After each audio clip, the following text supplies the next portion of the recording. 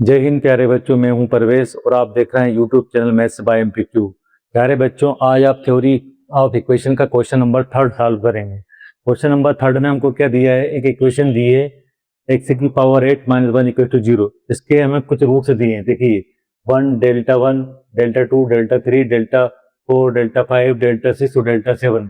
तब हमको क्या प्रूफ करना है, यहाँ पर ये हमको प्रूफ करके बताना है। तो बच्चों, आप लोगों ने क्वाड्रेटिक इक्वेशन में सीखा होगा, आप अच्छी तरीके से जानते हैं कि क्वाड्रेटिक इक्वेशन के जो रूट होते हैं वो 2 होते हैं। अगर उन दोनों का मल्टीप्लाई करते हैं तो वो इक्वेशन बन जाती है। ठीक यही लॉजिक यहाँ पर भी काम करेगा। आपको ये रूट्स दिए हैं, है ना, तो इनका जो मल्टीप्लिकेशन होगा वो हमें वो इक्वेशन देगा, ये हम अच्छी तरीके से जानते हैं। तो हम क्या लिखेंगे यहाँ पर, है ना, सिंस हमको जो दिया वो लिखेंगे हम, since 1 comma delta 1 delta 2 delta 3 delta 4 delta 5 delta 6 and delta 7 क्या है, जो गिवन इक्वेशन उसके रूट्स हैं, है ना, are the roots of the given equation. The given equation हम यहाँ पर लिख रहे हैं सारी चीजों को, गिवन इक्वेशन। और वो इक्वेशन कौन सी है, आपको बोर्ड पर साफ साफ नजर आ रहा होगा। इक्वेशन है x टू द पावर 8 - 1 = 0। अब हमने अभी बताया था आपको, जैसे क्वाड्रेटिक इक्वेशन का हमने एग्जांपल दिया था, ठीक वही लॉजिक यहाँ पर काम करेगा। तो इसका मतलब ये होगा, इसका मतलब बच्चों ये होगा कि x की पावर जो 8 और -1 = 0 जो हमको दिया है, यानी इसके फैक्टर जो है, इसके फैक्टर ये हो जाएंगे। और हम क्या लिखेंगे यहाँ पर, हम यहाँ पर लिखेंगे x - 1, ये पहला फैक्टर हो गया क्योंकि पहला रूट ये है। दूसरा क्या हो जाएगा, x - डेल्टा 1 हो जाएगा। फिर क्या होगा, x - डेल्टा 2 हो जाएगा। फिर फिर हो जाएगा हमारा x - डेल्टा 3। फिर हो जाएगा x - डेल्टा 4। फिर हो जाएगा x - डेल्टा 5, है ना।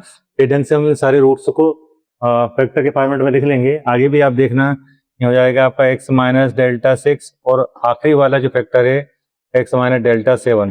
कहने का मतलब ये है, ये हमारी होगी इक्वेशन नंबर 1। अब इस इक्वेशन के ये रूट थे तो उनके फैक्टर हमने बना दिए, यानी इनको सॉल्व करेंगे तो ये आएगा। लेकिन अभी आपको इस इक्वेशन में वैसा नजर नहीं आएगा जैसा जिस एग्जाम्पल की मैं बात कर रहा था, है ना, वहां पर हम 2 फैक्टर का इंटू करते हैं तो हमारी क्वाड्रेटिक इक्वेशन बन जाती है। यहाँ पर अभी आप इनका इंटू करोगे तो ये डायरेक्टली आपको नजर नहीं आएगा, लेकिन हमने लॉजिक ठीक वही इस्तेमाल करा है। अब हम क्या करेंगे, अब हम यहाँ पर एक फार्मूला लिखेंगे।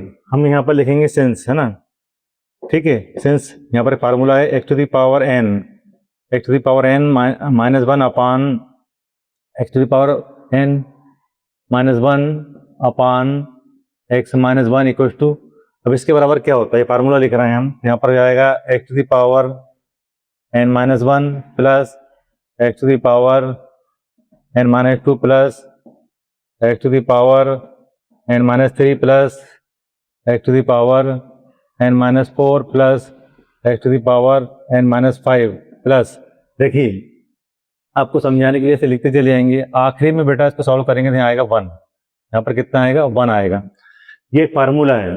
अब आप इस फार्मूले को ऐसे भी तो लिख सकते हैं, इसका क्रॉस मल्टीप्लाई यहाँ पर कर देंगे, यानी कि यहाँ पर आप लिख सकते हैं या और, यहाँ इम्प्लाई लगा देंगे आप, है ना। तो x to the power n - 1 = कितना हो जाएगा, यहाँ हो जाएगा x - 1, और ये पूरी की पूरी चीज हमारी इंटू में हो जाएगी। यहाँ हो जाएगा x to the power n - 1 plus x to the power n - 2 plus x to the power n - 3 and so on, ऐसे चलते जाएंगे तो आखिरी में आएगा प्लस का 1 और ये ब्रैकेट बंद हो जाएगा। प्यारे बच्चों, हमारा जो क्वेश्चन है उसमें x की हाईएस्ट पावर 8 है, यानी यहाँ n की वैल्यू अगर हम 8 रख दें तो देखते हैं क्या होता है। हम क्या करेंगे, यहाँ पर पुट कर देंगे, पुट n = 8, है ना। यहाँ पर हम इसमें रखते हैं तो यहाँ हो जाएगा x to the power 8 - 1 = x - 1, और ये हमारा बढ़िया चल ही रहा है, x to the power n - 1 फिर plus x to the power n - 2 plus x to the power n - 3 and so on, आखिरी में आएगा प्लस का 1। बच्चों आप ध्यान से देखेंगे तो हम इसको अगर इक्वेशन नंबर 2 नाम देते हैं तो इक्वेशन 1 और 2 में आप देखिए, ये 1 है इक्वेशन, ये इक्वेशन 2 है, इन दोनों में जो आपका LHS है वो बराबर है। देखिए आप x की पावर 8 माइनस 1, यहाँ पर भी x की पावर 8 माइनस 1। अगर इक्वेशन में LHS बराबर है तो इसका मतलब ये है कि RHS भी बराबर होगा। बस हमको यहाँ पर इतना सा लिखना है, by the comparison of equation 1 and 2। जब हम दोनों इक्वेशन का कंपेरिजन कर लेंगे तो दोनों के RHS बराबर हो जाएंगे, ठीक है ना। तो आपकी इक्वेशन 1 और 2 का हम कंपेरिजन करेंगे तो यहाँ पर लिखेंगे हम बाय द, है ना, by the comparison, by the comparison of equation 1 and 2। हम दोनों इक्वेशन का कंपेरिजन कर रहे हैं। जब हम कंपेरिजन करेंगे तो LHS बराबर होने की वजह से RHS दोनों के बराबर हो जाएंगे। अब आप देखना हम आगे इन दोनों को किस ढंग से लिखते हैं। तो बच्चों आपने देखा है जब हमने कंपेरिजन कर लिया तो दोनों का RHS बराबर हो गया। RHS को हम जब ध्यान से देखते हैं तो हमें लगता है कि ये दोनों सेम टू सेम इसलिए कैंसिल हो जाएगा। यहाँ पर हम इम्प्लाइज लगा देते हैं, थोड़ा अच्छा रहेगा। अभी इम्प्लाइज जगह चल रहा है बढ़िया। RHS को हमने दोनों को इक्वल कर दिया तो x माइनस 1 से x माइनस 1 कैंसिल हो गया। अब जो बचा है हम उसको लिख लेंगे।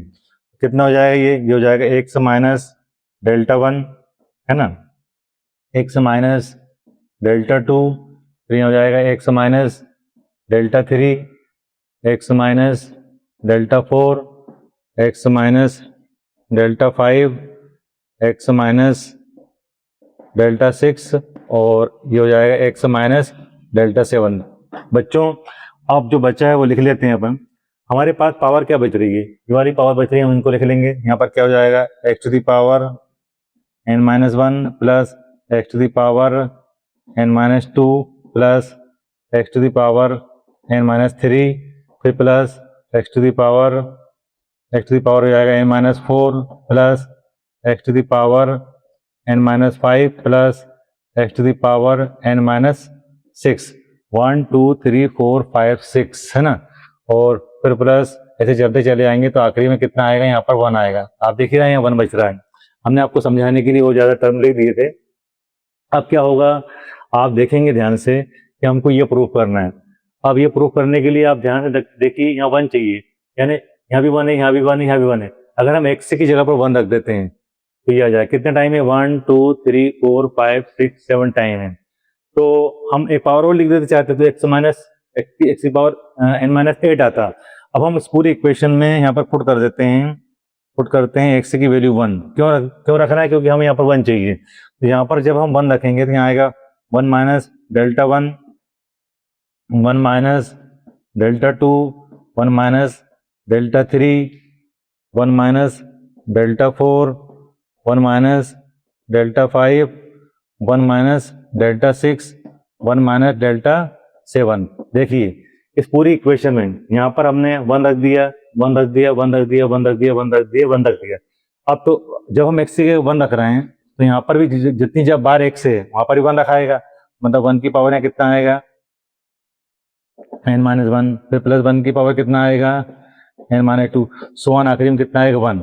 तो डियर स्टूडेंट आपको जो प्रूफ करना था, है ना, जो प्रूफ करना था उसका लेफ्ट हैंड साइड आपको नजर आ रहा है, राइट हैंड साइड भी नजर आ जाएगा। क्योंकि देखिए 1 2 3 4 5 6 7 है।